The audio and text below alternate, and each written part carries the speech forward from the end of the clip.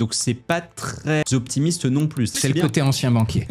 Il faut la discipline de mettre ça de côté tous les mois et de s'y tenir, et ensuite le temps fait son œuvre. Alors si vous avez suivi l'actualité, vous avez peut-être vu qu'un des sujets qui a été mis sur la table par le gouvernement dans sa quête d'économie est la fin potentielle de l'abattement des 10% pour les personnes qui sont à la retraite. Alors on le rappelle, il existe aujourd'hui un abattement de 10% dit pour frais professionnels qui s'applique à tout le monde. Et la question qui se pose en ce moment, c'est donc de se dire finalement, est-ce qu'il y a vraiment des frais professionnels quand on est à la retraite, et donc quelle est la légitimité de garder cet abattement?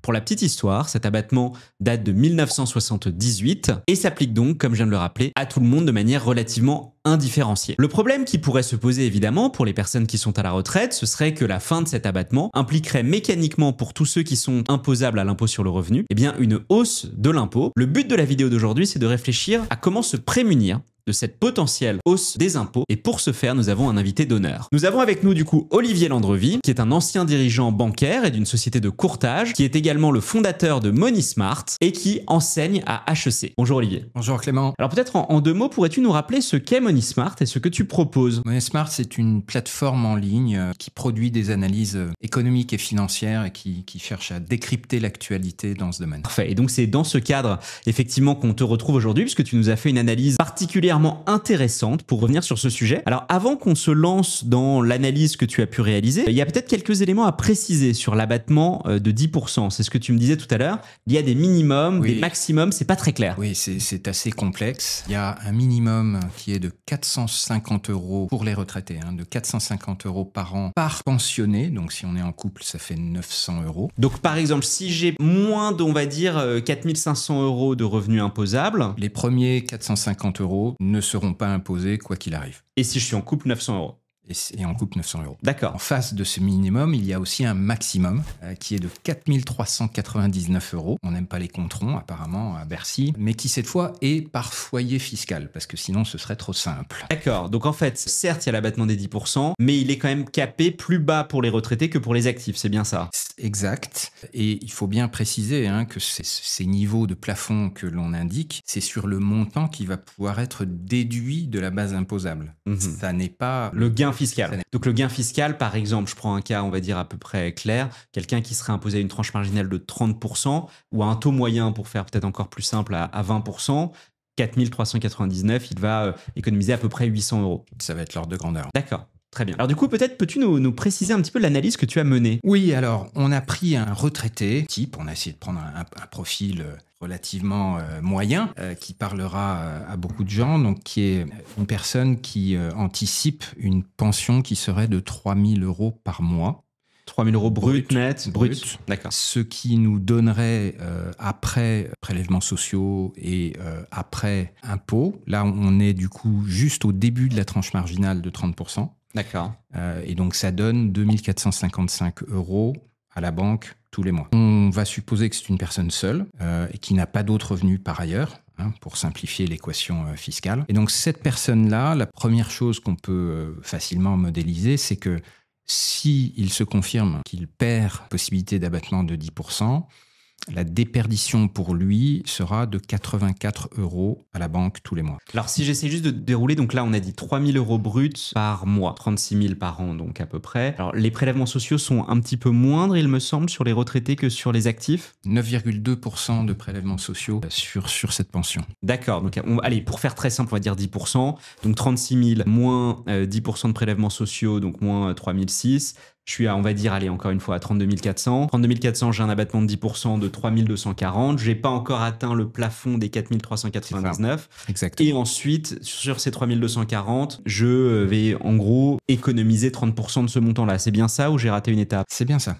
D'accord. Donc on va économiser à peu près 900 €, d'où les 84 par mois. Exactement. Ok, très bien. Hyper clair. Et ensuite, cette personne, on va la prendre à différents moments de sa vie en fonction du moment où elle a pu chercher à anticiper les effets négatifs de cette perte de l'abattement de 10%. Voilà, donc dans le premier cas, on va prendre cette personne à 65 ans, part à la retraite là d'ici la fin de l'année. Donc pour elle, l'impact de la perte possible de l'abattement va être immédiat. Donc on va supposer que cette personne a du capital non productif qu'elle peut mobiliser et on va chercher à mesurer quel montant d'investissement dans une SCPI. Alors pour essayer d'optimiser la fiscalité, puisqu'on est sur une TMI à 30%, on va plutôt viser une SCPI européenne où la fiscalité est un peu plus douce. Pas mal plus douce même. Et on arrive à la conclusion que pour compenser la perte de revenus de 84 € par mois, il faut un investissement en SCPI de 39 000 €. D'accord. Alors peut-être pour bien détailler, tu t'es basé sur quel type d'hypothèse de rendement pour faire ce calcul? Alors on a pris un rendement de 5% net de frais. D'accord. Mais brut de fiscalité étrangère. Mais avant fiscalité. Donc c'est pas très optimiste non plus. C'est-à-dire qu'aujourd'hui, des SCPI européennes, on en a pas mal qui en taux de distribution brute sont à 6, 6,5. Je suis conservateur. C'est très bien, c'est le côté ancien banquier. Tu as raison.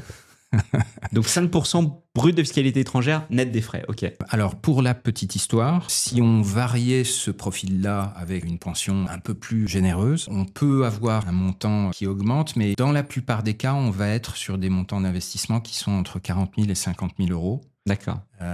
Du fait du plafonnement, du principe de l'abattement des 10%. D'accord. Il faut vraiment arriver à des pensions de plus de 8 000 €, où là on passe sur la tranche fiscale à 41%, et là on se retrouve pour compenser avec des investissements qui sont marginalement au-dessus de 50 000 €, mais pas tant que ça non plus. D'accord. Donc en gros, pour la plupart des profils, ça nous donne... Autour de 40 000 en gros. On a un graphe qui retrace ça. Ça nous donne entre 40 et 50 000 € à investir pour pouvoir compenser l'effet de l'abattement. C'est quand même énorme en fin de compte. C'est beaucoup, effectivement. Ok. C'est beaucoup. Donc là, ça c'est la personne qui, mettons, voilà, vient d'avoir 64 ans ou 65, enfin peu importe, part à la retraite. Ah, la mauvaise nouvelle, qui encore une fois n'est pas garantie, je le rappelle, on ne sait pas si ça se produira ou pas, aurait la mauvaise nouvelle de la perte d'abattement, c'est quasi instantanément 40 à 50 000 € à mettre au travail, sur en plus un investissement relativement optimisé fiscalement, pour compenser cette perte de pouvoir d'achat qui est instantanée. Absolument. Alors, si cette vidéo vous intéresse et que vous avez également des questions par rapport à la préparation de votre retraite, je vous rappelle que tous les liens vers nos simulateurs sont dans la description de cette vidéo et vous avez également un lien qui vous permet de prendre rendez-vous avec nos conseillers. C'est totalement gratuit. Donc là, on a pris quelqu'un qui malheureusement vient de l'apprendre. On peut peut-être préparer. Voilà, alors si on prend la même personne 10 ans plus tôt, donc il a 55 ans plutôt que 65, donc il a 10 ans pour anticiper les effets de ce changement de fiscalité. Là, la situation est assez différente. On va être sur une personne qui est au moins à 30% de TMI, voire même peut-être plus, puisqu'elle a encore un revenu d'activité, donc qui est plus important que celui qu'elle aura une fois qu'elle sera retraitée. Et on veut éviter que les revenus issus de la SCPI soient trop méchamment fiscalisés. Et pour ça, il y a une technique extrêmement utile qui est le démembrement, qui va nous permettre du coup de minimiser le montant à investir par rapport au scénario de la personne qui a déjà 65 ans et qui du coup ne peut pas adopter cette stratégie de démembrement. Alors peut-être que là, ça vaut le coup de rappeler un petit peu, parce que donc là, effectivement, le démembrement, c'est vrai que c'est très intéressant. Pour les auditeurs donc, qui ne connaissent pas nécessairement encore le démembrement, on a des vidéos dédiées et le lien est affiché pour pouvoir se renseigner plus en avant. Mais en revanche, dans tous les cas, ce qu'il faut bien comprendre sur la nue propriété, c'est que vous acceptez de ne pas percevoir les loyers pendant une durée déterminée et vous pouvez choisir généralement de 3 à 20 ans. Ce qu'on recommande, nous, principalement, c'est de le faire assez rarement au-dessus de 10 ans et c'est d'ailleurs la raison pour laquelle ce cas est intéressant parce qu'en fait, ce qu'on appelle les clés de démembrement, donc le montant que vous devez payer pour la nue propriété par rapport à l'usufruit. Nue propriété, donc c'est donc la propriété sans les loyers, l'usufruit, pour faire simple, c'est les loyers sans la propriété. Et au-dessus de 10 ans, en fait, ces clés deviennent moins intéressantes et les TRI qu'on obtient sur le démembrement sont moins bonnes. Donc pour faire très simple, une part qui vaut 100 aujourd'hui, je peux l'acheter par exemple à 60, 65, 70 €, donc moins cher que 100 €. Je n'ai pas de loyer pendant 5, 7, 10 ans et à la fin de ces 10 ans, je recouvre ce qu'on appelle la pleine propriété et donc ma part redevient une part normale qui me verse des loyers. Donc imaginons que ma part vale 100 aujourd'hui, elle ne s'apprécie pas, elle vaut toujours 100 dans 10 ans, je l'ai payée 70 et dans 10 ans elle vaut 100 €. C'est évidemment intéressant puisqu'on a fait un gain de quasiment 50% pour passer de 70 à 100, il faut quasiment faire plus 50%.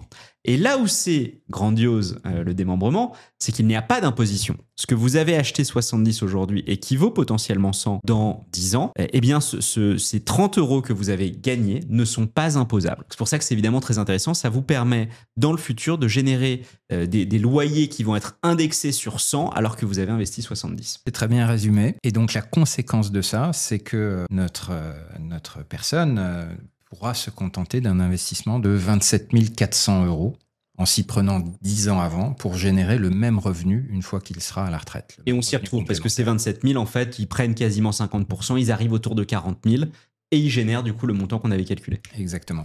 Et puis le dernier cas qu'on a regardé, c'est le cas d'une personne de 35 ans, donc là pour le coup beaucoup de temps devant lui pour préparer des compléments de retraite, où on va opter pour une stratégie d'investissement progressif. Ça ressemble un peu à la méthode qu'on appelle DCA en matière d'investissement boursier. Donc tous les mois, on va mettre une même somme de côté qu'on va investir dans une SCPI. Alors on fait ici l'hypothèse que les dividendes de cette SCPI seront réinvestis également tous les mois. Donc net de fiscalité, on est bien d'accord. Tu prends les dividendes net de fiscalité réinvestis. Okay. C'est ça. Donc on a supposé 3,5% de dividendes net de fiscalité qui seront réinvestis. Et puis on a supposé aussi, puisque quand on a 35 ans, on a encore des perspectives d'augmentation de salaire, de capacité d'épargne. Donc on a supposé aussi que le montant investi tous les mois pourrait progresser de 2% chaque année. D'accord. À la retraite. Voilà, donc on continue à monter un peu en salaire, donc le montant qu'on épargne est plus élevé. C'est ça. Logique. Et avec ces différentes hypothèses, on arrive à la conclusion qu'un investissement de seulement 48 € par mois, à partir de 35 ans, permet de générer les 84 € qu'on cherche une fois qu'on est à la retraite pour compenser la perte de l'abattement. Ça, c'est intéressant. Donc en fait, j'investis pendant 30 ans 48 € par mois et ça me génère à la retraite 84 € de revenus complémentaires. C'est bien ça. Alors ce qui est assez intéressant en plus, c'est que j'ai pas envie de remettre une pièce dans la machine. Net d'impôt. Net d'impôt, oui. Les 84. Bien sûr, oui, effectivement. Donc en fait, ça génère beaucoup plus en brut, tu as raison. Parce que j'ai pas envie de remettre une pièce dans la machine de la retraite par capitalisation, mais c'est vrai qu'on se dit que finalement, c'est assez intéressant. Absolument, oui. C'est une façon de se construire sa propre retraite. Alors là, on a pris comme illustration de la motivation l'idée de compenser la baisse de l'abattement, mais une autre motivation pourrait être tout simplement de se protéger contre le risque que notre système de retraite par répartition se dégrade d'ici 30 ans, dans les 30 ans qui viennent. Et donc j'imagine qu'en plus, c'est à peu près linéaire, c'est-à-dire que donc là, tu me dis 48, c'est on va dire 50, allez, voilà, pour faire très simple. Ça veut dire que si je veux générer non plus 84, mais allez, un peu moins de 200 € par mois, ce qui commence vraiment à être très confortable. C'est une règle de 3, c'est une bonne vieille règle de 3. Donc je mets 100 € par mois tous les mois, pendant 30 ans, et ça me génère un peu moins de 200 € net d'impôt à la retraite. C'est bien ça. Ok, bah écoutez, voilà, vous avez la stratégie, c'est facile en fait. Il faut la discipline de mettre ça de côté tous les mois et de s'y tenir, et ensuite le temps fait son œuvre. Alors ça, c'est super intéressant. Je sais que tu as également mené donc cette analyse de sensibilité par rapport à la tranche marginale. Tu as là un graphique que tu as réalisé qui nous permet du coup de voir les différentes ruptures de pente. Est-ce que tu peux peut-être nous expliquer sans nécessairement tout détaillé, mais qu'est-ce qui se passe en fait sur ce graphique que évidemment vous voyez là à l'écran, puisqu'on vous le met en rang. Je précise, ce graphique, il nous ramène au premier scénario qu'on a regardé, c'est-à-dire celui de la personne qui va partir à la retraite tout de suite. Bien sûr, mais il illustre le concept de la TMI, c'est bien ça. Il illustre l'équation qui permet de déterminer combien cette personne doit investir pour obtenir les 84 €. D'accord. Et ce qu'on voit, c'est une sorte de graphique en dos de chameau, une forme un petit peu curieuse. Et ce qui explique cette forme curieuse, ce sont à la fois les changements de taux marginal d'imposition. Ce sont les grandes marches qu'on voit. Il y a une grande marche autour de 3 000 € quand on passe de 11 à 30% de taux marginal d'imposition. Et puis, il y a une autre grande marche autour de 8 000 € quand on passe de 30 à 41% de taux d'imposition. Et alors celle-ci, cette espèce d'étape intermédiaire qu'on voit là? Alors l'étape intermédiaire, elle est due au fait qu'à un moment donné, au fur et à mesure que la pension progresse, on va taper le plafond de l'abattement. Et une fois qu'on a tapé le plafond de l'abattement, finalement le chiffre à investir ne progresse plus. D'accord. Et en revanche, il régresse même légèrement pour une raison technique un petit peu complexe qui est liée à la fiscalité de la SCPI européenne qu'on a modélisée. Tranche marginale moins taux moyen. Donc en fait, le taux moyen continue d'augmenter, la tranche marginale n'évolue plus. Et donc en fait, le montant réel d'imposition diminue légèrement durant cette tranche. C'est très contre-intuitif puisque finalement, ça veut dire que sur une SCPI européenne, on est moins imposé quand on est loin à l'intérieur de la tranche d'imposition. En fait, il faut être juste sous la dernière. On est juste au début. Ouais. C'est voilà. D'accord. Donc en fait, c'est ça que ça nous indique. Donc en fait, ça continue à monter tant que l'abattement n'est pas maximisé. On maximise l'abattement autour à peu près de 4 000 euros. Oui, c'est ça. Voilà. Ensuite, ça décroît au sein de la tranche marginale de 30%. Jusqu'à ce qu'on change de TMI. Ça saute à 41%, ça recontinue à décroître. Et j'imagine, mais évidemment, bon, c'est assez improbable, que si on arrivait à atteindre la tranche des 45%... Oui, il faudrait aller plus loin. Il y aurait une dernière bosse pour atteindre la tranche des 45%. Et alors du coup, Olivier, pour conclure, quelle serait ta recommandation en tant que spécialiste de ces sujets pour une personne qui pourrait être un petit peu inquiète, puisqu'il est vrai que les discours ambiants peuvent être alarmistes et alarmants quant au futur de cet abattement? Moi, j'ai une recommandation simple sur ces sujets-là. Dès qu'on m'interroge sur les retraites, quelle que soit d'ailleurs l'actualité du sujet, qui peut changer d'une année à l'autre, mon conseil a toujours été, ne vous posez pas de questions dès l'entrée dans la vie active. Quel que soit votre niveau de revenu, faites le maximum pour mettre 10% de côté tous les mois. 10% de son revenu après impôt? Et 10% de ce qui rentre à la banque. D'accord. Et quand je dis mettre de côté, on se comprend bien. C'est pas laisser dormir sur un compte à vue, ni même placer ça sur des livrets. Alors, ça peut être intéressant d'avoir un peu d'épargne en livret pour parer vraiment à des urgences. Et voilà, je ne dis pas le contraire, d'avoir un petit matelas de sécurité. L'épargne de précaution, voilà. L'épargne de précaution. Mais au-delà de ça, dès que cette épargne de précaution est constituée, il faut continuer à épargner 10% tous les mois. Et cette fois, vraiment le placer avec un horizon d'investissement qui est celui de la retraite, c'est-à-dire en réfléchissant à 30, 40 ans. Donc, aller vers des supports qui vont permettre de battre l'inflation. Les CPI sont un. Oui, la bourse. Évidemment, les actions également. Voilà. Et ensuite, mais là, on rentre dans des stratégies plus sophistiquées. Le conseil qu'on donne généralement, c'est au fur et à mesure du temps de faire doucement évoluer la stratégie, dans le sens où, quand on est jeune, on a 25 ou 30 ans, on peut vraiment aller sur des placements type action parce qu'on a 30, 40 ans devant soi, donc on ne peut quasiment pas perdre.